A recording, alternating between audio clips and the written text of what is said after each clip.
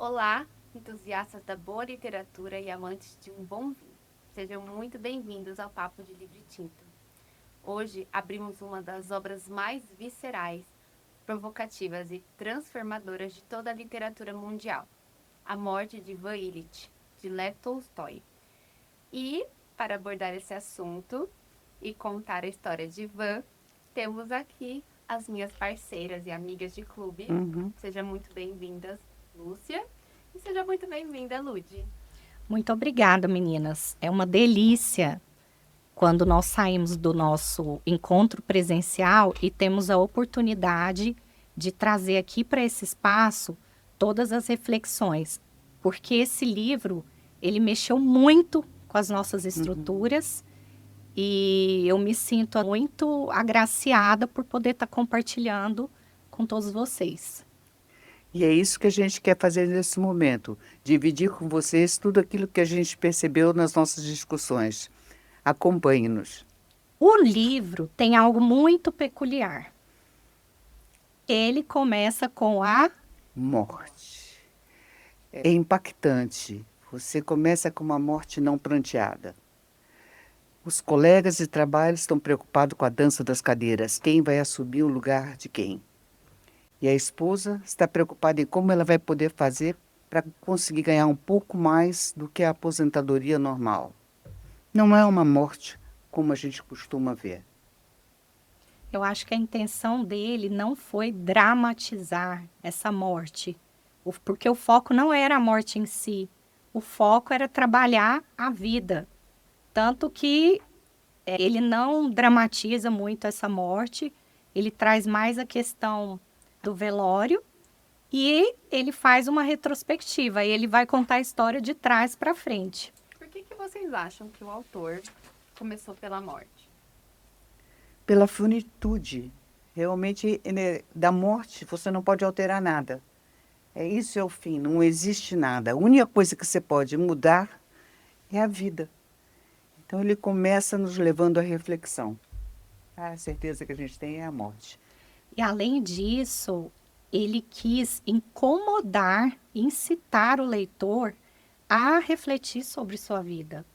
Porque fatos de sofrimento, que inclui a morte, faz com que a gente reflita. Vamos ser sinceras. Sim. Na dor, a gente faz várias reflexões. E é exatamente isso. Ele quer, logo no começo do livro, que o leitor já entre nesse momento de reflexão. E como começa a história depois da morte, Lúcia? Depois dele nos mostrar esse velório estranho, sem dor, sem sentimento, quem começa a narrar a história é o próprio Ivan, o morto. Ivan, ele sente que viveu a vida da melhor forma possível. Teve uma infância maravilhosa, tudo foi ótimo. Foi um excelente aluno, buscou a melhor escola que poderia haver e se formar da melhor maneira para que ele ocupasse os cargos. Ele sonhava alto. Ele não queria a vida como, embora o pai dele tivesse proporcionado uma vida bastante agradável, ele queria mais que isso. Ele queria o sucesso, ele queria reconhecimento. E ele luta por isso. Ivan casa-se no momento apropriado, tem uma escolha de profissão muito definida, de cargos, de como ele iria se fazer para conquistar o melhor cargo, até que ele conquista a magistratura. E nesse momento ele está realmente no sucesso total. Uma reflexão até para nossa vida pessoal. Júlia, o que você acha que é sucesso para as pessoas, para a sociedade? Eu acho que sucesso para a sociedade, para as pessoas, é a gente seguir um manual invisível da sociedade. Esse manual, ele existe, ele está estampado no céu, ele está estampado em todos os lugares. Que são normas, etiquetas que nós todos, desde sempre, temos que seguir. Como? A gente tem que ter uma carreira de sucesso, a gente tem que casar bem, a gente tem que ter uma família, a gente tem que ter filhos, a gente tem que ser pessoas socialmente adequadas, estar bem à mesa, eticamentada, assim, do fio de cabelo aqui até o sapato. Seguindo um protocolo.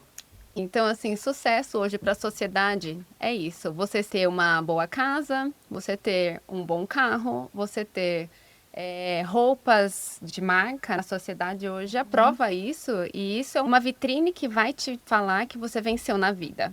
Será Sucesso é isso, É. você provar que você venceu. Essas são as provas. A casa, o carro, Um bom casamento. um bom casamento. Mas o que realmente é um sucesso? Partindo do pressuposto que você está à morte. Será que ali no momento de morte a pessoa acha que aquilo é sucesso? Vamos deixar essa pergunta no ar. E Lúcia, conta pra gente, depois do Ivan ter sucesso em tudo, no casamento, com os filhos, com a casa, no trabalho, o que aconteceu? Acontece que esse sucesso na casa, na família, era relativo. Ele se casa bem.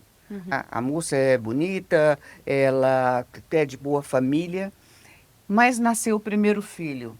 Esse realmente é um grande incômodo. A esposa dele começa a reivindicar uma atenção que ele não tinha vontade de dar. E ele cada vez mais busca o trabalho como forma de fuga. Isso vai gerando um afastamento muito grande deles. E eles têm ilhas de amor, tanto que nascem. Eles têm 4 filhos. Dois foram abortos. Nesses momentos de todos, são perdas que ela lida sozinha, ela não conta com ele. Mas ela aprendeu a manter aquilo que ele achava fundamental, a receber bem, a acompanhá-lo nos eventos sociais. Ela realmente era uma excelente anfitriã. Ele tinha conquistado tudo que ele podia esperar. E há um ponto que ele consegue um momento maior para ele. Ele tinha a casa vitrine. Ele consegue comprar um apartamento fantástico que ele decora com tudo que há de melhor. E quando estão colocando a cortina, então um detalhe, ele acha que ele deve ele mesmo consertar, porque afinal de contas ele queria o primor em tudo, ele era primoroso em tudo que fazia.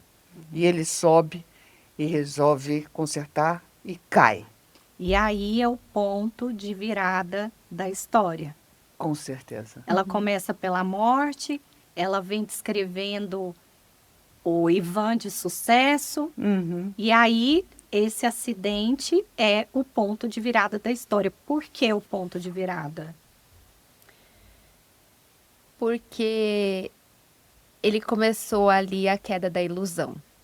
Ele começou a sentir dores, ele começou a procurar diagnósticos, ele começou a procurar médicos e ele queria uma resposta. Ele era um juiz, ele era uma pessoa que controlava. Então, ele precisava simplesmente controlar aquela situação e resolver aquela situação. Ele resolvia tudo. Né? Ele resolvia tudo e ali era um ponto que ele precisava resolver. E pelo que consta no livro, a doença ali dele era um câncer de pâncreas. E voltando para 1800, talvez os médicos já viam ali que não tinha algo a ser feito naquela situação.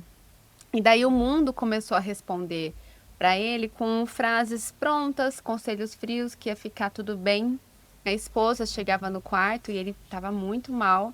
Ele gritava e ela teve que até se mudar de quarto porque era aterrorizante estar do lado de uma pessoa em sofrimento. E ele estava em sofrimento. Mas vocês acreditam que até esse distanciamento que ela fez foi uma forma de autodefesa? Eu acho que estava incomodando. Ela não tinha proximidade para sentir dó. Ele nunca tinha sentido dó dela. Ela tinha tido as perdas, ela tinha tido uma depressão pós-parto, ele não esteve junto. Eu acredito que ela foi para outra ala da casa para se distanciar dos gritos que a incomodavam. Essa é uma opinião pessoal que eu percebi no livro. Não sei se eu estou sendo cruel demais com ela. Eu já achei que o ser humano ele tem muita dificuldade de lidar a respeito da morte. A finitude é algo que a gente não quer olhar. Porque se a gente olha que não tem mais nada, você é obrigado a olhar para a vida. E Só voltando um pouquinho da cortina, quando eu li, eu fiquei pensando assim, mas por que essa doença não veio de uma forma mais dramática? Porque ele não foi atropelado por uma carroça, acho que era carroça na Com certeza. época. Foi pendurando uma cortina. Eu achei tão banal. Na época que eu li, eu falei, poxa, o autor mandou mal aqui, né, na minha ignorância. Mas depois eu entendi. Ele, de fato, quis colocar essa questão da cortina, essa situação banal, puramente estética, para trazer o quanto a gente é banal em várias coisas.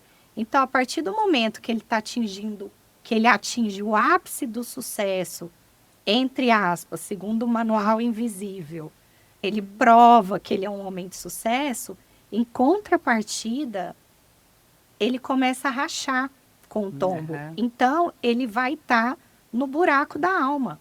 Então, eu creio que o autor quis fazer essa metáfora da cortina, que é uma coisa de aparência estética, e aí tem um tombo nesse momento, e ele começa a ruir, porque a alma dele está vazia.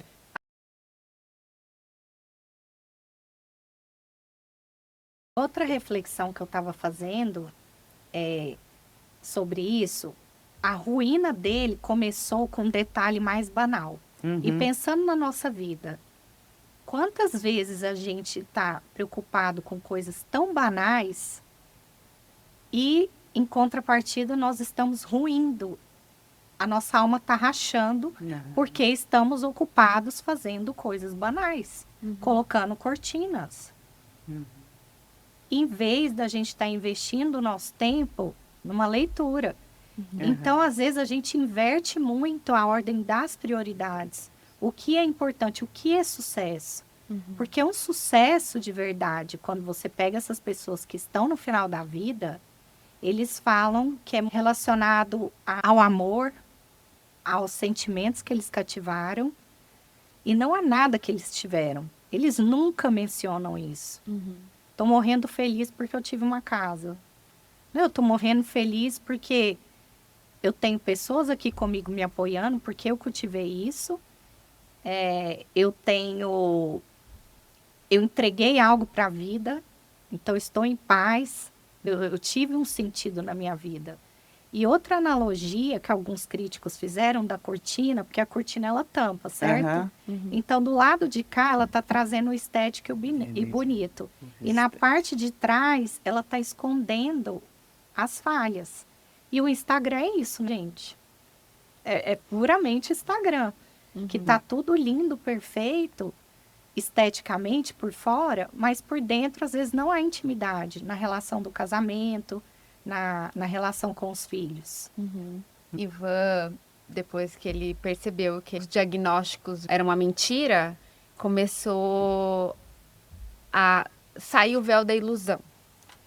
Ele começou a entender que, pera lá, eu tô achando as coisas meio esquisitas, o médico não tá me dando a resposta que eu queria ouvir. Então, assim, ele começa a ficar mais antenado do que está acontecendo na casa dele, e os movimentos que estavam acontecendo na casa dele. Ele começou a ver a esposa, a filha, os colegas. Então, ele começou a perceber que ele estava atrapalhando, porque o cuidado que ele esperava de ser visto, ele não tinha. Exato. Então, ele começou a ver aquilo e ele começou a se perguntar, porque até então ele estava numa negação. Daí aqui foi quando começou a entender que a filha ia casar, a filha achava um incômodo ele estar doente.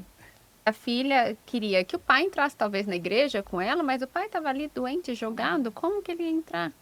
E ele falou, meu Deus, o que está acontecendo aqui? E tem outro ponto que a gente observa a negação da família. Eles estão preocupados em cumprir todos os rituais sociais, ir a todos os eventos, para mostrar para a sociedade que está tudo bem.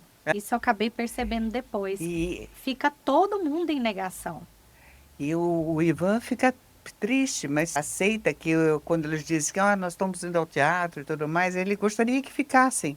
Mas ele não tem coragem de pedir isso. Sim. Afinal de contas, essa doença era indecorosa. É. E Fugia ao protocolo. trazendo agora a esposa de Ivan, teve uma parte do livro que ela simplesmente, ele lá sofrendo aos berros e ela decide ir ao teatro.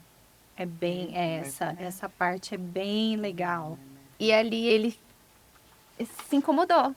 Porque É, até então ele nunca foi consciente, mas ali ele Aham. ficou incomodado Ele- que ela ia ao teatro e ele lá Porque sofrendo. a vida continuava para os outros e ele era um estorvo. É. E como isso podia acontecer com ele? Tão Porque- perfeito. E outra, É. por que ela era tão fria?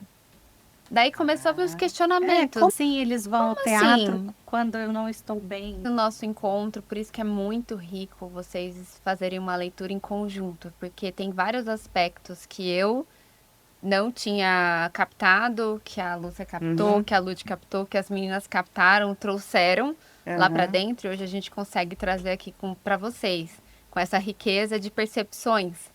O casamento, a gente percebeu que ele não foi construído de uma maneira real. O casamento não tinha intimidade real. Ele era simplesmente um protocolo de você estar com a casa organizada, com as contas pagas, ela tinha os luxos dela, com os cafés com as amigas dela, a filha, o filho ali, todo mundo bem direcionado. O que mais você ia querer? Porque já que o marido entregava tudo. Só que ali, ele começou a perceber que ele não construía uma relação verdadeira. E aquilo foi um espelho de tudo que ele plantou. Porque quando ela estava sofrendo ali com a perda das crianças, ele ia trabalhar. Chegava tarde em casa. Ia jogar também. Ia jogar. Cumprir os eventos sociais com os amigos. É. Igual hoje o futebol. Eles têm um futebol que não pode perder, porque é campeonato. E ele realmente consegue enxergar isso através do servo da casa, que cuida dele. Esse servo, ele atua de uma forma incrível. Gerasim é um sujeito especialérrimo. Ele é como a própria natureza. Ele vê Ivan e aceita Ivan do jeito que é, do jeito que está, dependente, e tem tempo para cuidar dele, não demonstra nojo, procura aliviar suas dores e faz mais do que aquilo que é esperado, porque ele dá o tempo que não estava na programação, ele passar a noite inteira acordado e continuar trabalhando. Mas ele dizia para Ivan que ele podia, que ele não ia trabalhar no dia seguinte. E não era verdadeiro. Ele estava ali tentando aliviar. Esse personagem, só voltando um pouquinho, É, ele era o paradoxo do que estava acontecendo com a família. Porque tem um momento do livro que a solidão do Ivan se aprofunda porque fica todo mundo em negação. E ele só queria que alguém aguentasse a verdade com ele. Ele Visse queria ele. presença. Ele queria ser Ele não visto. queria me cure. Ele queria, assim, eu me compadeço da sua doença. E o único personagem que vem e entrega presença aham. sem interesse, desinteressado, é o Geracim.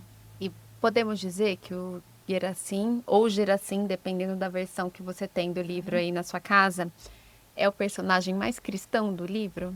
Totalmente. certeza. Porque ele serve como Jesus Como Cristo. Jesus Cristo, o ensinamento dele é servir. E a gente falou do Geracim como essa figura de servir sem esperar nada em troca.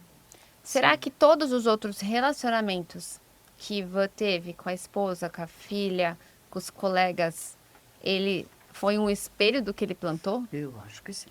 Eu acredito que sim. Inclusive, ouvintes, quando nós estávamos preparando e discutindo, nós entendemos que tem uma dupla interpretação, a depender de quem lê o livro. Eu acredito que numa visão masculina ou de alguém que ainda não tenha casado ou tido filhos, quando você começa a ver a família como cruel. Nossa, o cara tá lá assim, ele foi provedor, deu tudo o que elas precisavam. Só que nós que somos casadas, e tivemos filho, hoje eu entendo que só prover não é o suficiente. Não. Não estabelece uma intimidade. Então, eu preciso de um momento de qualidade. Eu preciso que quando eu estou triste, não precisa resolver meu problema, mas esteja presente. E é isso que o personagem não faz. Ele só entrega coisas bonitas, dinheiro, coisas materiais. E isso não gera intimidade num relacionamento. Tolstói. Ele escreveu esse livro depois da crise dele. Acho que ele põe nesse personagem do Gerasim, ou Gerasim, esse camponês, esse homem simples, que é capaz de ver tudo, capaz de sentir e que não precisa de todo esse luxo que o Ivan precisava. Ivan pensa como um ser humano praticamente. Ele só pensa em conquistas, mas ele não reflete sobre nenhuma das suas ações. Ele não cria vínculos. Até este momento em que ele fica doente, em momento nenhum ele conseguiu pensar no outro.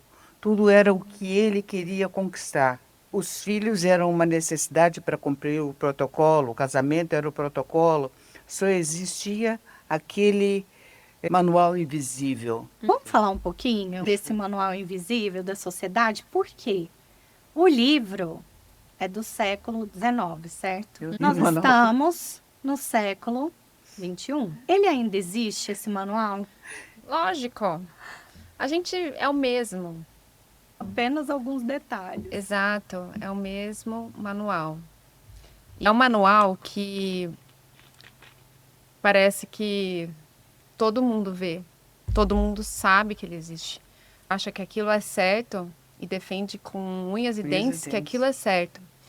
Porém, ele faz uma coisa muito triste para nós seres humanos, que é ele separa a humanidade. Então, hoje eu vejo pessoas que escolhem estar longe de uma família porque ela fez algumas escolhas que não estão de acordo com o manual. Esse manual separa o ser humano. Ele é um manual que, se você não tiver naquele escopo dentro, você está fora. E as pessoas, elas auto se excluem para não ser jogadas fora. Como é que é, Lud, que você disse? Eu já me excluo, eu já caio fora antes de me jogarem. Eu já caio fora onde me jogarem. Agora, nada impede que você siga aquilo que é esperado e busque o crescimento pessoal. A gente já bateu um papo sobre isso. Um exemplo, uma pessoa que não casou ou não teve filho. Certo ou errado? Mas a pessoa chega e fala assim, então, mas eu não tive filho por quê? Daí vai contar toda a história. Não, mas é porque eu não casei ainda, porque a pessoa tem uma necessidade muito grande de se explicar. E ninguém precisa saber da sua vida. Porque ela acha que vai ser julgada. Ela acha que vai ser julgada. E na maioria das vezes ela vai ser. Porém, que é uma coisa que a gente luta para que haja sempre respeito nas escolhas que as pessoas façam. E, sendo bem sincera, para você ter um filho e não conseguir dar um apoio, antes não tenha. Como eu tenho filho, me preencheu, é um legado, eu indico que sim, pela minha vivência. Mas tem algumas pessoas que têm uma rotina de vida, ou são pessoas, assim, completamente apaixonadas pelo trabalho e tal. Não sei, eu não sei dizer. Mas essa coisa de que você é obrigado a ter filhos está no manual invisível. E que você é obrigado a casar morando na mesma casa e assim. Porque eu conheço casais que... Tem exemplo na família. Eles... Como ela tinha filho também. Então, cada um morava na sua casa. Depois de 10 anos, eles casaram. Que aí foi quando os filhos saíram. E sempre deu certo. Existe uma regra... que, tipo, tem que estar na mesma casa ou de papel passado. Eu acho que a gente precisa quebrar um pouco alguns paradigmas e racionalizar o que comporta para a sua vida. Porque o que é bom para mim não é bom para o outro. E você não necessariamente precisa seguir algo que não é bom para você. A necessidade de pertencimento que o ser humano tem. Ele tem muita necessidade de aceitação. O ser humano não aguenta julgamento. Então, é muito importante, que é, isso que é esse trabalho que a gente faz, de autoconhecimento e de você estar muito bem com você mesma. Eu tomei essa decisão, eu sou assim, e haja o que houver, haja a crítica que houver, eu sento nos meus valores e não saio deles. Mas agora eu vou te fazer uma pergunta. Por que isso? Por que você tá tão certa dos seus valores? Porque aí vem o nosso... Ah, o Sócrates, conhece-te a ti mesmo. Vem o nosso amiguinho aqui, ó. Exato. Gente, você precisa se conhecer. Por Pra quê? se Para aceitar. não achar que você precisa fazer algo que não tá dentro de você. Uhum. Não tem como você pedir conselho para uma pessoa que não tem os mesmos valores que você. Esquece, ela vai te falar uma coisa totalmente que não que para ela não sirva, para ela pode ter dado certo, mas quem é você? Você precisa se perguntar quem sou eu? O que eu quero? Então, por isso que a gente faz muito essas reflexões. E agora fazendo uma crítica para as pessoas que deram check em tudo. Ah, eu casei. Ah, eu fiz. Deu tudo check. Parabéns. Conseguiu o manual Visita da Sociedade. Tá. Não julga. Porque quando a gente dá check em tudo ali, é quando a gente acha, quando a gente não nos conhece, não conhece o ser humano, a gente acha que o julgamento é necessário na vida das pessoas. E isso deixa o ser humano totalmente longe um do outro. E a nossa intenção é a gente ir para cima, todos juntos. A gente precisa... A evolução é para cima, não é para um lado, não é para o outro, é para cima. Não é nas panelas. Entendeu? E para você achar isso, você tem que olhar para cima só. Entende? Se você dá check tudo, dá check em mais um, que é ir para cima. Traz as pessoas para cima. O que eu vejo, a gente estava até discutindo essa questão que o Tolstói e o Ivan nem tanto assim, mas o Tolstói teve esse desapego material e que, para mim, pessoalmente, é um pouco radical. Não é muito a minha convicção. Mas o que acontece? O Ivan, ele teve sucesso, sim, mas um sucesso sem consciência. Você pode ter um sucesso na vida material, mas consciente. Entende o que eu estou querendo dizer? Eu entendo, e só que me assusta que eu acho que nós temos muita gente seguindo o sucesso do Ivan, sem consciência da vida. Ele até frequenta alguma igreja, mas não é a espiritualidade. Olha, eu estava lendo Schopenhauer e eu achei uma frase brilhante, depois vamos colocar aqui, que ele não entende todas essas provas e parâmetros de sucesso, sendo que o único sucesso, a única pessoa que realmente é superior é aquela que tem uma espiritualidade evoluída. Com certeza. Então o resto não importa. Se um tem uma casa melhor, outra melhor, isso não é nada. A única coisa que, na opinião dele, faz alguém um pouco mais superior que a outra foi alguém que desenvolveu esse lado e tem uma espiritualidade mais avançada. E eu não imaginava isso dele. Porque ele está nesse momento final sem aceitar de forma nenhuma a morte. E a única coisa certa que nós temos na vida é a morte. Agora, se você não se prepara para esta morte, para a aceitação dessa morte, você fica numa situação difícil, porque ela vai acontecer. Sim. Exato. E isso que a Lúcia falou é uma coisa muito legal, porque esse livro, ele é um livro visceral, é um livro brutal, é um livro que ele escreve sem passar a mão na cabeça de ninguém. É importante você ter um grupo que lê com você. Você acaba tendo outras reflexões muito importantes. Coisa que você disse, eu não tinha tido. Então, assim, ele traz essa reflexão. Tá, o cara morreu, ele tinha sucesso, ele tinha tudo, e no final sobrou o quê? Não sobrou nada. Tudo que ele tinha, ele não ia pôr no caixão. Então, nós temos a opção hoje aqui de começar a refletir na nossa vida, porque os encontros servem para isso. Tá, entendi. Ele passou por isso, eu não preciso passar por isso, porque eu já aprendi pelo livro. Graças a Deus temos bons livros, bons autores. Passar pelo amor e não pela dor. Passar pelo amor e não pela dor. E raríssimo isso, inclusive, viu, Lud? Raríssimo. Então, a gente tem a opção de passar pela dor do outro aqui do livro. Não precisamos passar por isso. Então, a gente pode refletir para termos uma vida melhor.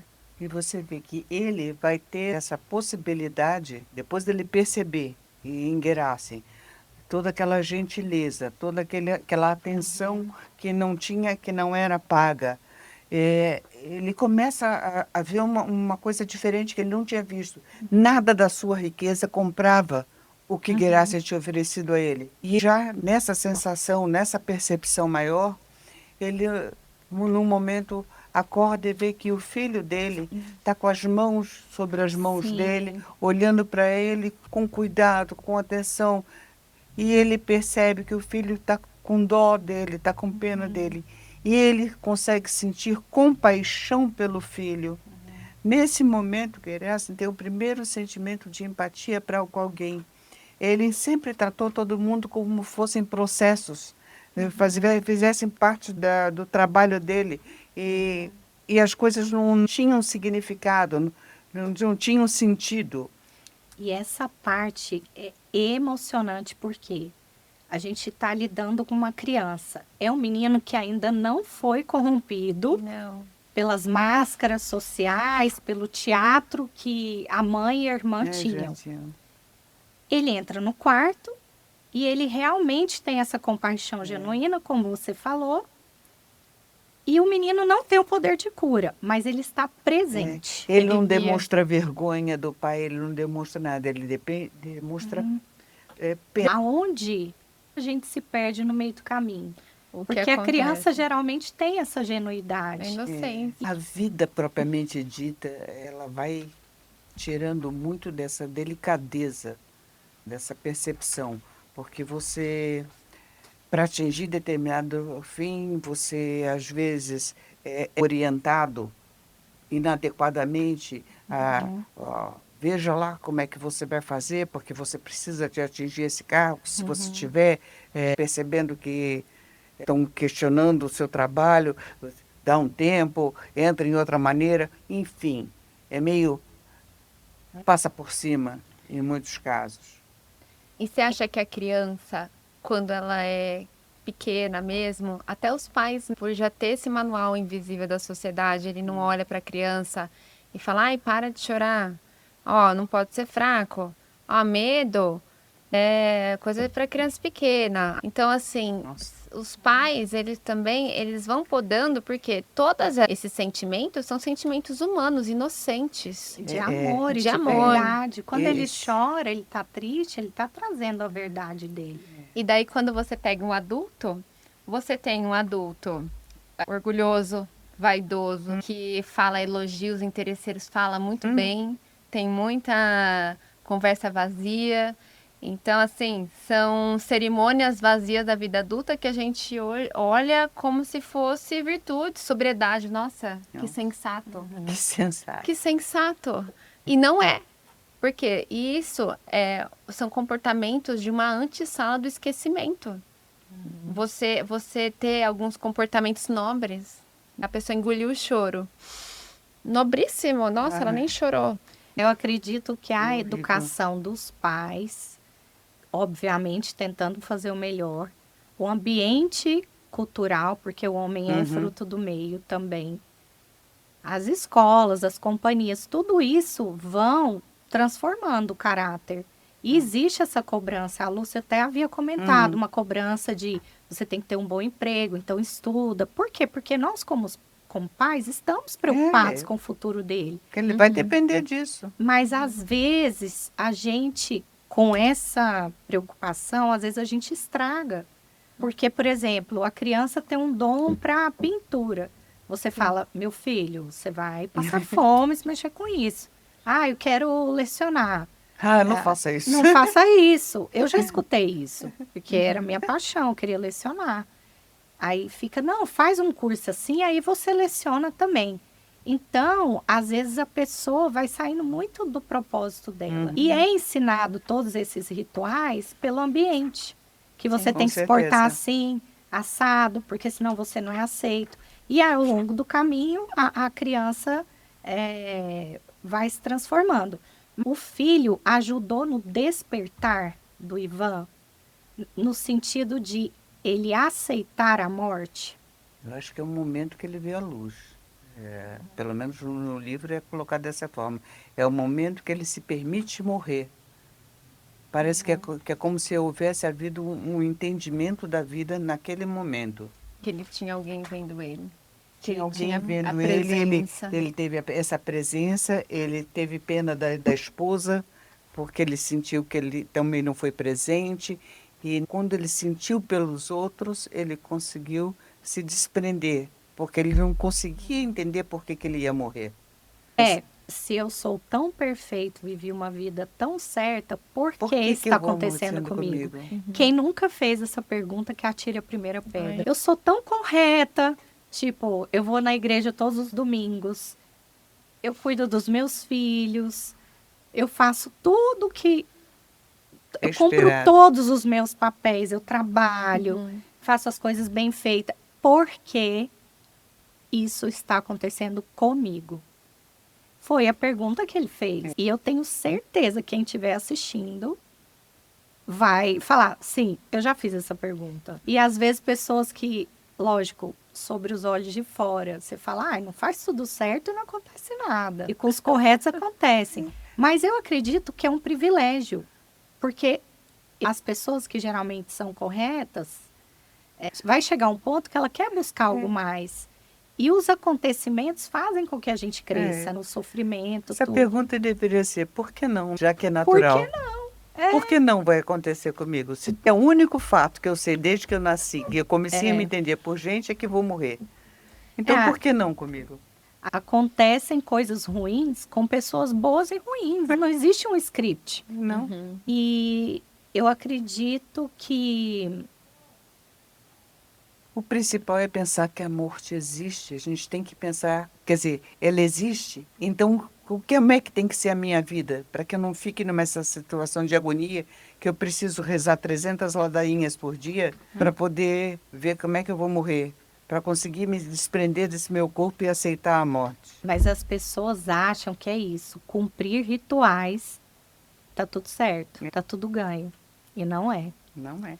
E é tão mais profundo, tão mais complexo, que por isso que eu acho que é muito individual, porque nós somos seres completamente diferentes e nós temos propósitos diferentes.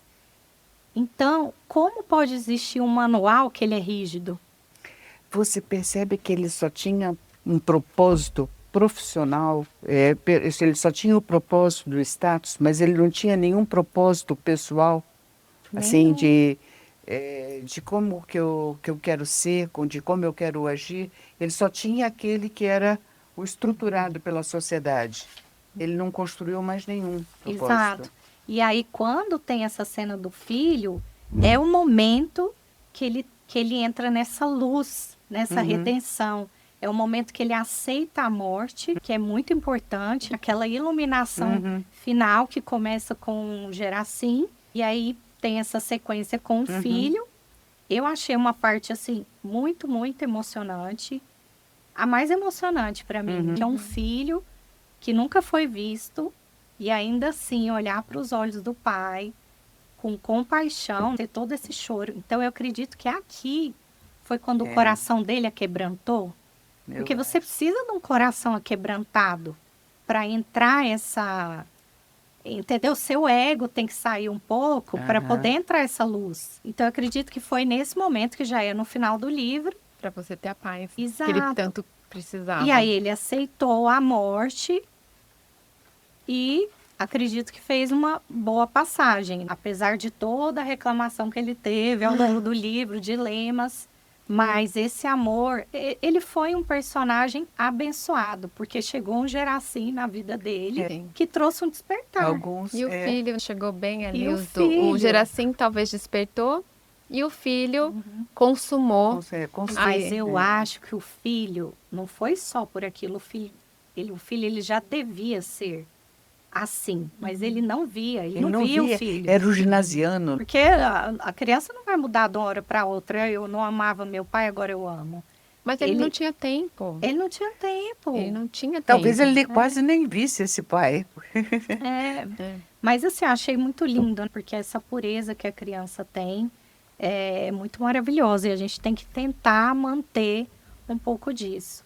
É um livro que vale a pena vocês lerem, depois vocês voltam aqui para o episódio para vocês escutarem as reflexões que a gente falou. Essa reflexão é um fruto de 20 mulheres juntas, com ideias diferentes, vidas diferentes.